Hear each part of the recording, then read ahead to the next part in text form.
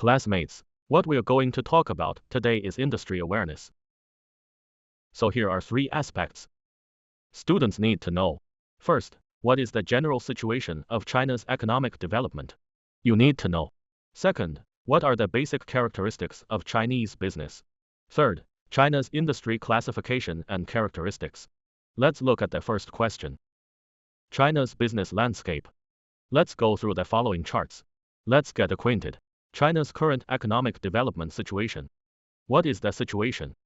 From this graph, we can see the statistics of China's GDP data in the past 8 years. What is the chart from left to right? China's primary industry. You should know it's agriculture. Secondary industry. The tertiary industry is the third service industry in China. So from the statistical point of view of the data, our first industry from 2013 to 2020. Its growth is modest. The growth rate of agriculture is not large. So industrial, relative growth. But it doesn't fluctuate much. Relatively stable. So the biggest change, it's our tertiary industry. The value of the tertiary industry is increasing year by year. We can actually see that from this data sheet. First, now why 2023? The country is talking about 2022 for several years. We must vigorously develop the primary industry. We should integrate the secondary and tertiary industries into the primary industry because of the problem of feeding more than 1 billion people. Ultimately, agriculture is the answer. But why hasn't agriculture developed in recent years? As simple as pie. Because the third service industry is up with the acceleration of urbanization. So we also follow a lot of college students. Small and medium-sized enterprises up. If we want to keep the bar low, the best way is to enter the tertiary industry. So the tertiary industry has really developed by leaps and bounds. But in the meantime, the tertiary industry does bring a lot of advantages. Like it promotes a change in the structure of China's economy. The tertiary industry, for example, drives finance. It also led to the agricultural industry, including some of their developments like logistics, but also for more people. The employment position provided by college students, migrant workers, and his bar is low.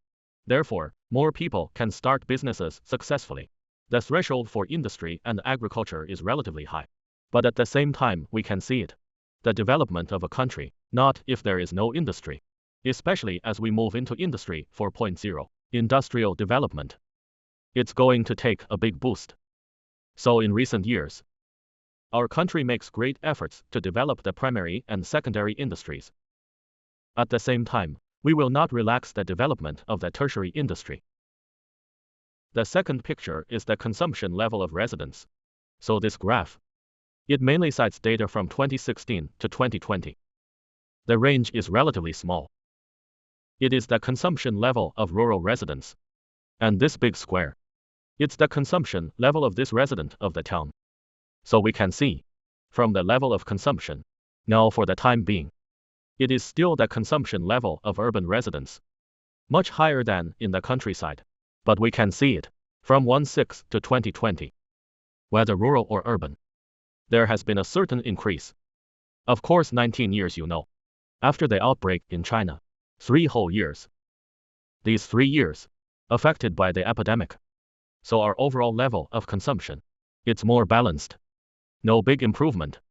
Of course, you can see it from here. If we do the third service industry, if we do a consumer economy, where is the best place to put this entrepreneurial opportunity? Towns. This is the next picture. That's the number of people employed in the 3 major industries, so many years. From 2001 to 2020. We can see. The chart goes from left to right. In turn, it is the primary industry, secondary and tertiary industries. From 2001 to 2020, we can see. Agriculture moved from the high chart in 2001 to the low chart. The number of employees is declining year by year. And the decline has been dramatic. On the contrary, our third service industry. With the development of our third service industry, the number of employees is also increasing year by year. And the increasing range is still relatively large. Industry is also gradually shrinking. Why? The same thing I just said. The first is our tertiary industry. It's relatively saturated these days. Relatively mature. And he has a lower barrier to entry. So more people are willing to work in the tertiary industry.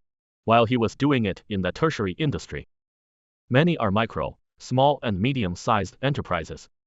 Then they face much less social risk. This chart shows the last 20 years, our fixed investment quota in China. We can see it peaked between 2017 and 2018, and then gradually shrink.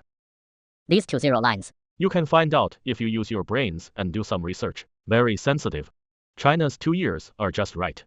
Implement a tight policy on real estate. Because real estate is actually overhyped. Because of real estate. It's not really an asset to us. It is a property. That's actually what we are talking about when we talk about fixed assets. It should not be limited only to our commercial housing. It also includes our industry. We invest in education and culture. There should be a shadow of fixed assets. However, recent years, due to overspeculation, So more people invest in fixed assets.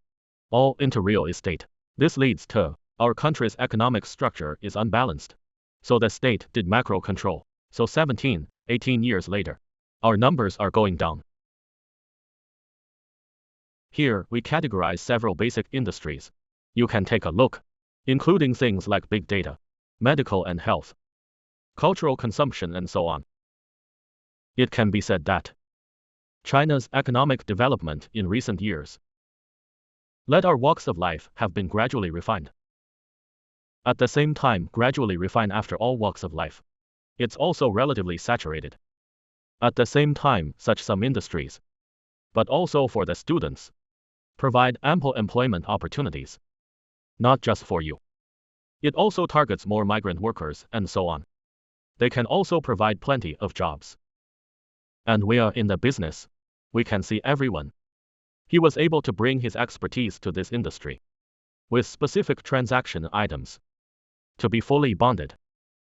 The above content. It is a brief introduction to the Chinese economy. Second, let's look at the 5 characteristics of modern business. First, let's be clear. What is business? Take a look at this definition. Commerce is exchange through the medium of money. Thus, realize the economic activities of commodity circulation. There are 3 main messages. You have to extract it. First, commerce is mediated by money. So we are now. Why so much emphasis on the development of money? No currency. Commercial enterprise development. The social economy collapses. So money is a medium of circulation. It is also a foundation for business development. The second must be achieved. Circulation of commodities. If the goods cannot be circulated, it can only be a product. The product will most likely become an inventory. So the product eventually has to be put on the market. It's in infinite circulation. So our business activities, if it is to be effective, it depends on the circulation rate of our currency. How about the circulation rate of our goods? Finally, we have to have an exchange process. Commodity money and our production. So there is an exchange process between them. If there is no exchange, then our business doesn't exist. The second social element for the development of modern commerce. It has a lot, including the globalization of our economy, economization of knowledge, the popularity of computer networks and so on.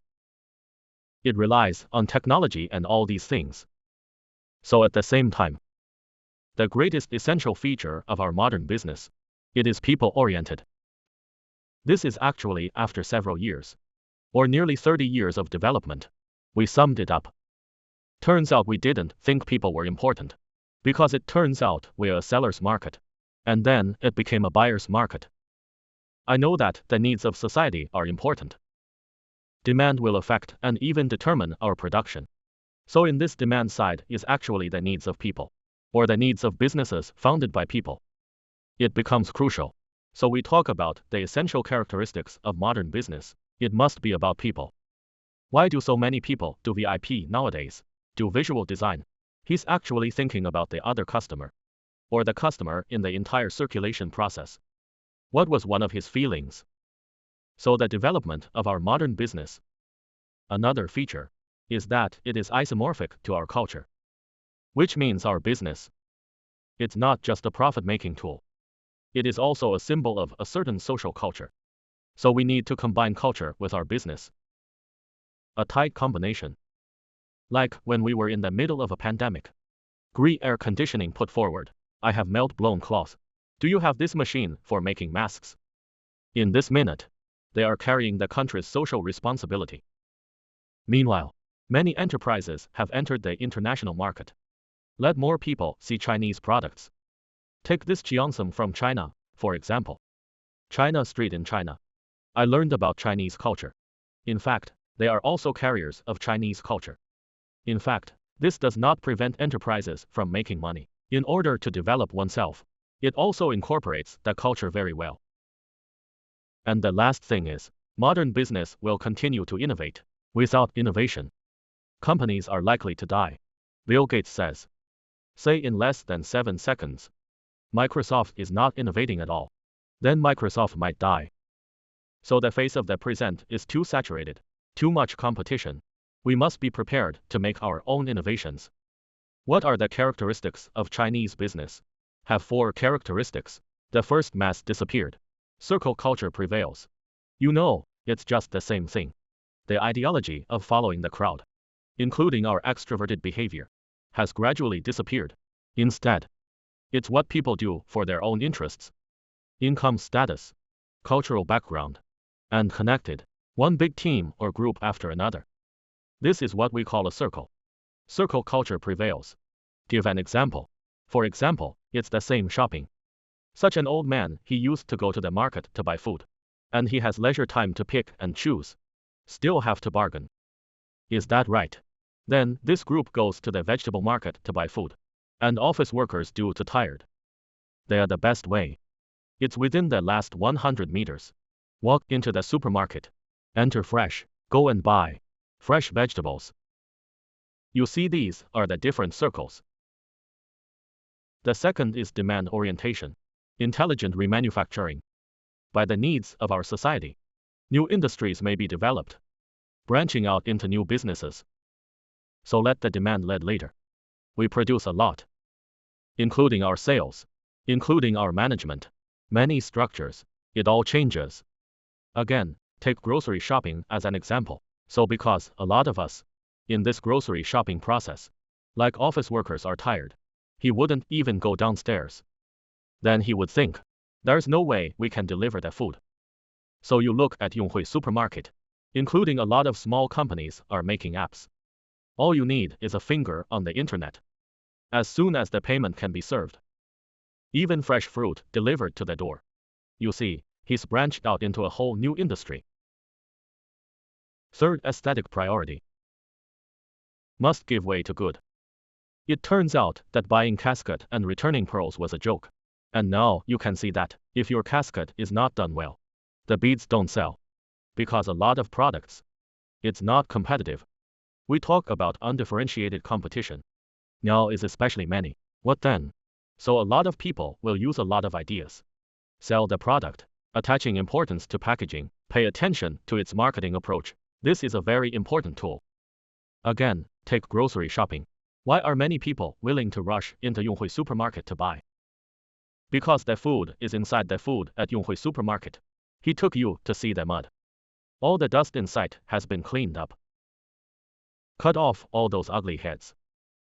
It's all pretty and shiny. Very brightly colored vegetables and fruits. And use a high-end one. Wrap it with paper. Even if the price is a little higher. But when you see the vegetables, you are pleasing to the eye. Driven by the pleasure of the eye, you are willing to buy high-priced vegetables. The fourth, industry reshuffle. Capability of scientific and technological disruption. We now have technology replacing people a lot of the time. Technological substitution capacity. We've done that in a lot of places. For example, we can see it in the mall. Lots of smart robots. I'm already delivering those buffets on my own.